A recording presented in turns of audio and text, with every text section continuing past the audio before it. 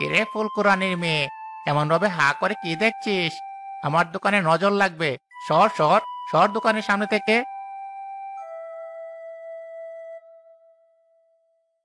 আপনি কাকে কি বলছেন? বাচ্চাদের সাথে কিভাবে কথা বলতে হয় আপনি কি সেটাও জানেন না?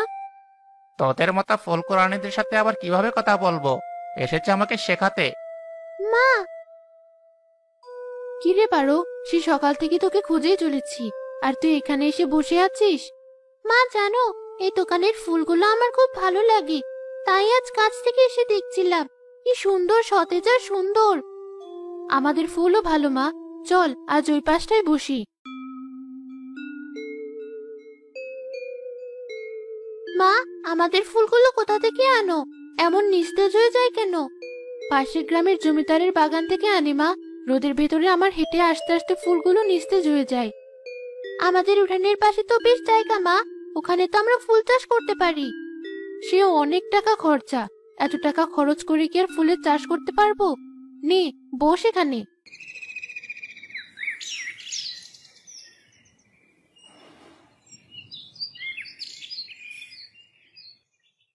ফুলগুলো তো কেমন নিস্তেজ।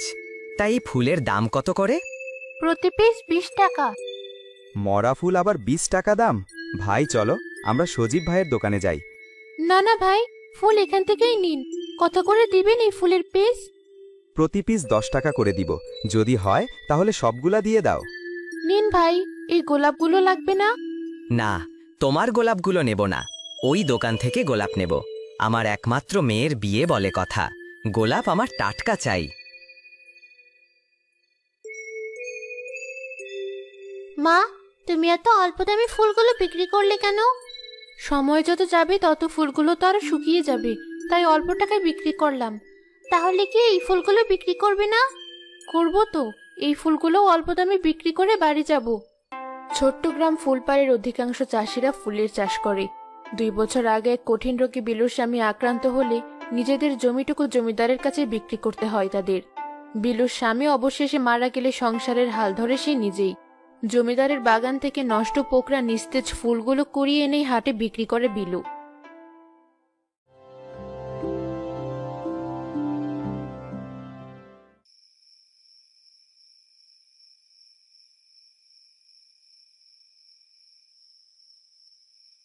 জানো মা, আমার খুব ইচ্ছে আমার একটা ফুলের বাগান হবে, সেখানে নানা রকমের ফুল হবে। আমি বড় হলে একটা ফুলের বাগান করব। আমার মেয়েটা খুব শৌখিন, এটা আমি আগে থেকে জানি। আমি দোয়া করি উপরওয়ালা তোর মনের ইচ্ছে পূর্ণ করুক। মা, তুমি একদিনও ফুল আনতে আমাকে নিয়ে যাও না, কাল কিন্তু আমাকে ফুল আনতে নিয়ে যাবে। বেশ খানিকটা পথ হাঁটতে হয় যে মা, পায়ে ব্যথা করবে। তুই বাড়িতেই থাকিস, আমি খুব সকালে ফিরে আসব। না না, আমি তোমার সাথেই যাব। আচ্ছা যাস, এবার চল তো, কটা খেয়ে ঘুমিয়ে পড়ি, সকাল সকাল উঠতে হবে। আমার আর আলু ভর্তা দিয়ে ভাত খেতে ইচ্ছে করে না মা। বাবা যদি আকাশে তারা না হতো তাহলে আমি রোজ মাংস ভাত খেতাম। রোজ 1 টাকা করে জমিয়ে তোর জন্য মাংস কিনে আনবো মা। চল এখন 4টে খেয়ে নি, তুই না খেলে যে আমার খুব কষ্ট হয়। আমার জন্য তোমার কষ্ট করে টাকা জমাতে হবে না, এখন থেকে আমি রোজ আলু ভর্তা দিয়েই ভাত খাবো।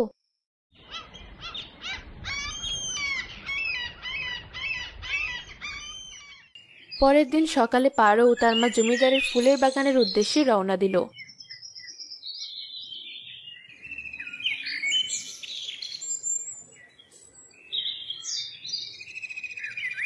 বাহ মা, কি সুন্দর ফুলের বাগান, কত রকমের ফুল, ঠিক আমার স্বপ্নের মতো। তুমি তাহলে এসে পড়েছ? আমি তোমার কথাই ভাবছিলাম। আমি কি কিছু ভুল করলাম জমিদার মশাই? না না, তুমি ভুল করবে কেন? মা, আমি বাগানটা ঘুরে ঘুরে একটু দেখি, তুমি বাড়ি ফেরার সময় আমাকে নিয়ে যেও। ঠিক আছে। বলছিলাম, আমার বাগানের ফুল কাল থেকে তুমি আর কুড়াতে আসবে না। তোমাকে এভাবে দেখতে আমার ভালো লাগে না।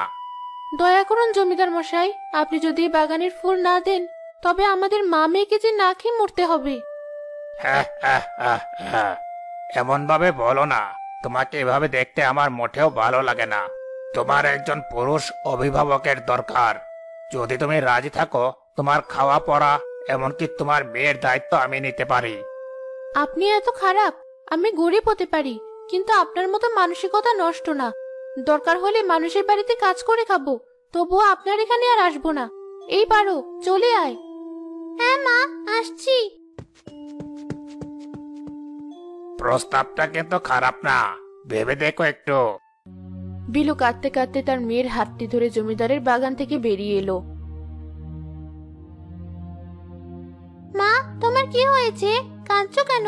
তুমি আজ ফুল আনলে না কেন? জমিদার আর ফুল দিবে না পারো, তাই কাঁদছি।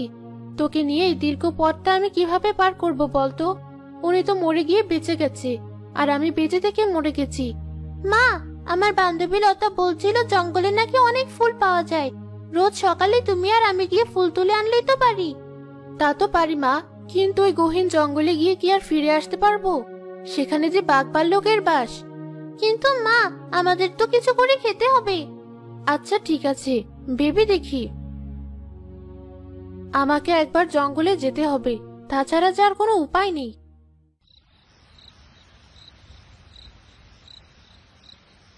পারো, এই পারো, বেলা হয়ে গেলে জঙ্গল থেকে ফুল নিয়ে ফিরতে দেরি হয়ে যাবে, আর বিক্রি করতে পারবো না। ওঠ মা। যাবো তো, কিন্তু এখনো তো বাইরে অন্ধকার। চল মা, ফিরতে যে দেরি হয়ে যাবে।